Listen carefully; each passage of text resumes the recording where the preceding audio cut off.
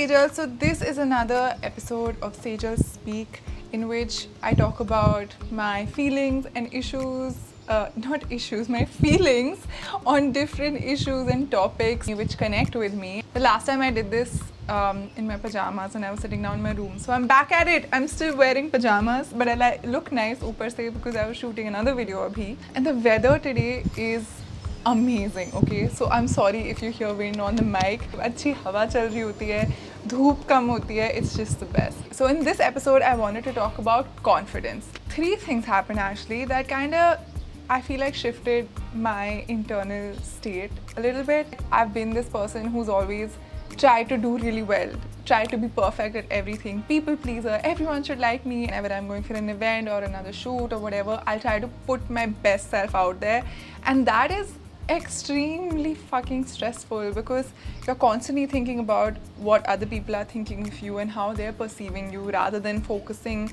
on being in the moment. I went out for this event, and I was kind of thrust into that like fashion events kind of situation. I used to go for these events when I just started out when I was 20 years old, and I would feel so fucking out of place. Oh my god, I'm gonna land up here, what if nobody knows who I am and they're just like asking me why I'm even there kind of situation, because that does happen.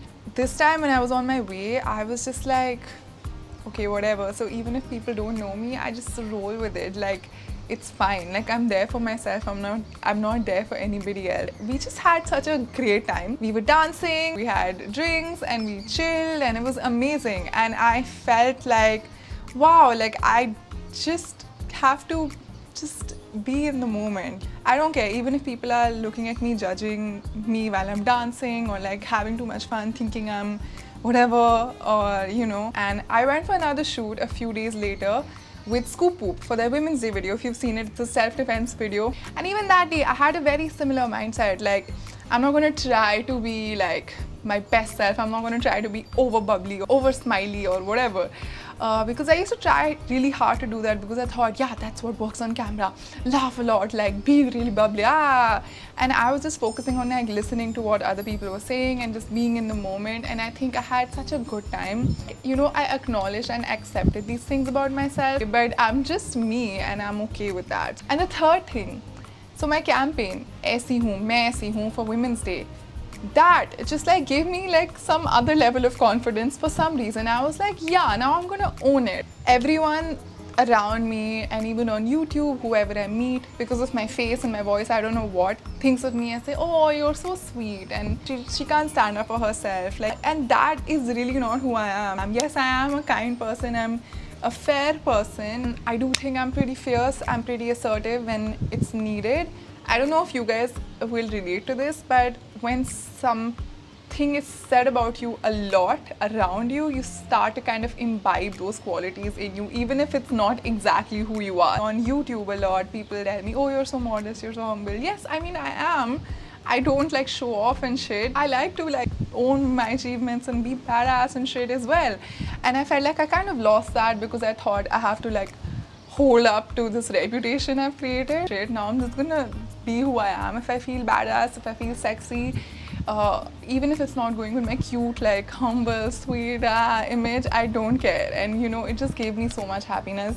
And I tried to show it in my content, and I think it's coming from a more honest place as well. And I think you guys feel it too, because a lot of people keep messaging me and telling me that, hey, we love the new Sejal, so yay! I also posted on my Instagram story asking you guys to ask me or share anything, so let's see what we've got. Shailaja Srinivas says self-doubt. I struggle with a lot. I'm getting better at it. I've been reading How to Think Like a Monk by Jay Shetty. When you're doubting yourself, you're obviously fearing something, right? You're fearing that people will judge you or you'll fail at what you're doing. When I started my YouTube channel, I had no sense of fear at all. I knew I was going to be super successful. I just felt sad that people are judging me and people think I'm lame and stupid, but I knew I'm not, in no way am I going to fail. And in the middle, self-doubt kind of started creeping in because I had this fear that, oh my god, I'm going to lose all my subscribers, I'm going to waste all the hard work I've put in. Especially in the last year, I've been in the process of kind of undoing that fear and detaching myself from that fear. It holds you back from jumping or experimenting, and that's always what I've been about. I've always about trying new shit. Like, I've gone for random treks, random trips with random people. So Chaya says, I like to wear short clothes, but the stairs make me uncomfortable.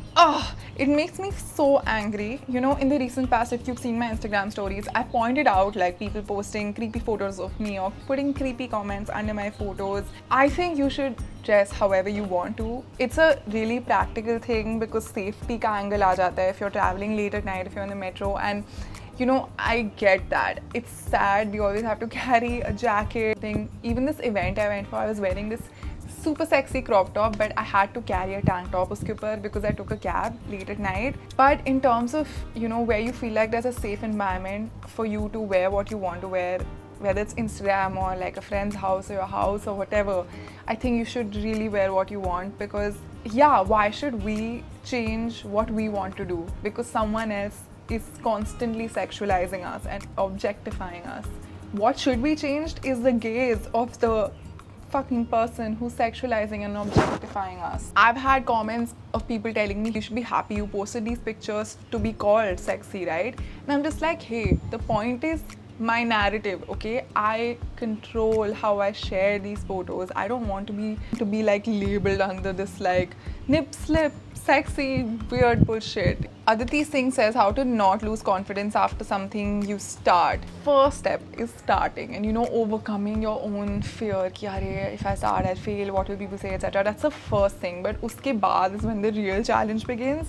Motivating yourself every day in the face of like not doing well, in the face of people still bitching about you, people still judging you, waking up every day with the same motivation. That requires a lot of, you know, mental strength and work ethic, and that's something you have to continuously work on because you start because of passion, but what keeps you going is your work ethic and discipline. So you have to keep working on it if that's something you truly care about. And I've had this challenge. I've been doing YouTube for like 5-6 years now. Yeah, I've had phases of like proper demotivation, proper like I hate this, I'm going to leave it.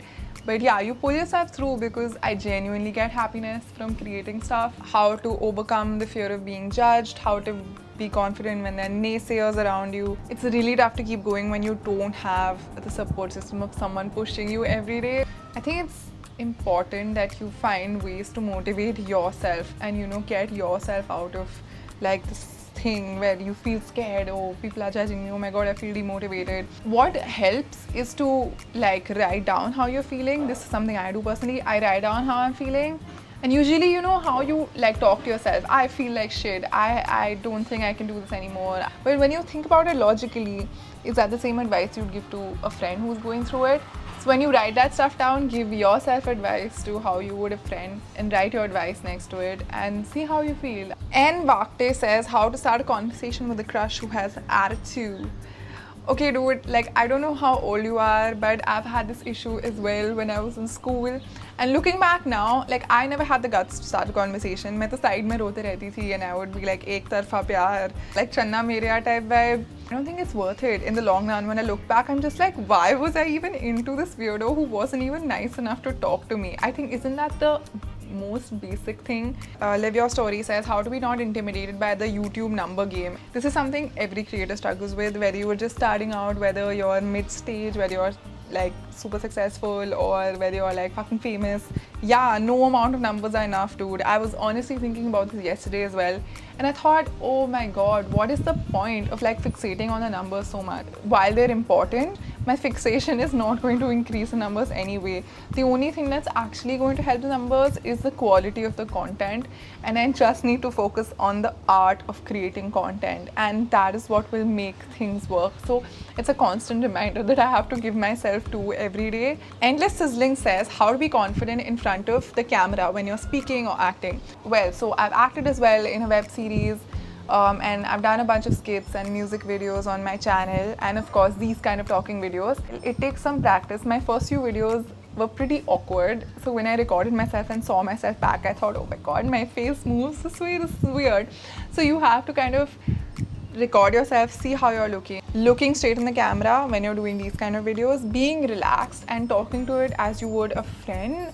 I think is the most genuine and natural way to do it. You can be over the top and all of that if that's your style. Of acting, this is something I did an acting workshop. This is something the coach there said, and also the director at Engineering Girls, Appu sir, that's what he told me. You know, like, acting karne mein mat soch. Listen to what the other person is saying and just respond naturally as you would. Don't think about the next expression you have to make because that's where your mind is then. I saw this in an Alan Rickman interview as well, and I think it makes a lot of sense. Tads_4, how to speak up for yourself. I've always thought I don't want to come across as rude if I'm speaking up for something that I'm not okay with. Being frank while being kind is also something you can do, and I don't think you have to feel bad about pointing something out which is not sitting right with you, because I'm sure the other person will do that as well to you, and I don't think you will take it personally. And if the other person does take it personally, honestly, it's not your responsibility.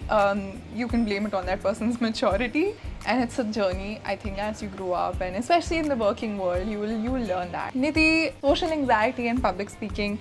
I have never had public speaking anxiety ever because I thought, hey, these are random people, they're never going to see me again or judge me again, so I can be however I want to be. Social anxiety, when you're at a party or something, that's where it gets a little difficult for me because I feel like these people will know who I am. So, you know, relaxing and feeling like you're in this moment and not thinking about what the other person is thinking of you really helps. How to feel confident in your body. So she has said chubby body, but I'd say body in general. I think I'm pretty secure in how I look and how I am. I also sometimes feel subliminally, I do tell myself every moment that I don't like this about my face, I don't like that about my face.